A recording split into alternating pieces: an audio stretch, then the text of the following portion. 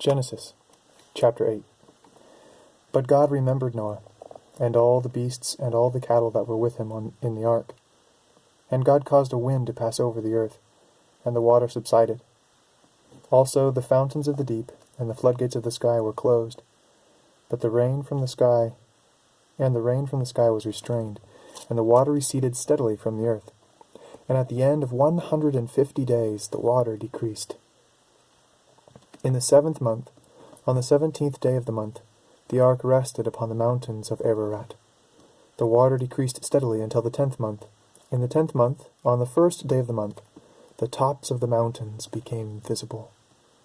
Then it came about at the end of 40 days that Noah opened the window of the ark which he had made.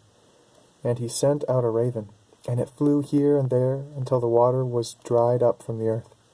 Then he sent out a dove from him to see if the water was abated from the face of the land. But the dove found no resting place for the sole of her foot, so she returned to him into the ark, for the water was on the surface of all the earth. Then he put out his hand and took her, and brought her into the ark to himself. So he waited yet another 7 days, and again he sent out the dove from the ark.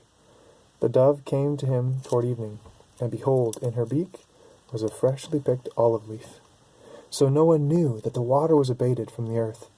Then he waited yet another 7 days, and sent out the dove, but she did not return to him again.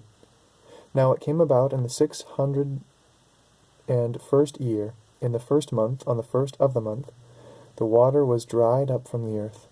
Then Noah removed the covering of the ark, and looked, and behold, the surface of the ground was dried up.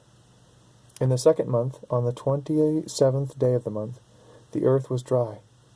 Then God spoke to Noah, saying, Go out of the ark, you and your wife and your sons' wives with you. Bring out with you every living thing of all flesh that is with you, birds and animals, and every creeping thing that creeps on the earth, that they may breed abundantly on the earth, and be fruitful and multiply on the earth. So Noah went out, and his sons and his wife and his sons' wives with him, every beast, every creeping thing, and every bird. Everything that moves on the earth went out by their families from the ark. Then Noah built an altar to the Lord, and took of every clean animal and of every clean bird, and offered burnt offerings on the altar.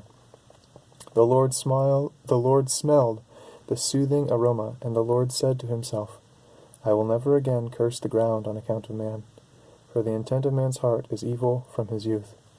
I will never again destroy every living thing as I have done. While the earth remains, seed time and harvest, and cold and heat, and summer and winter, and day and night shall not cease.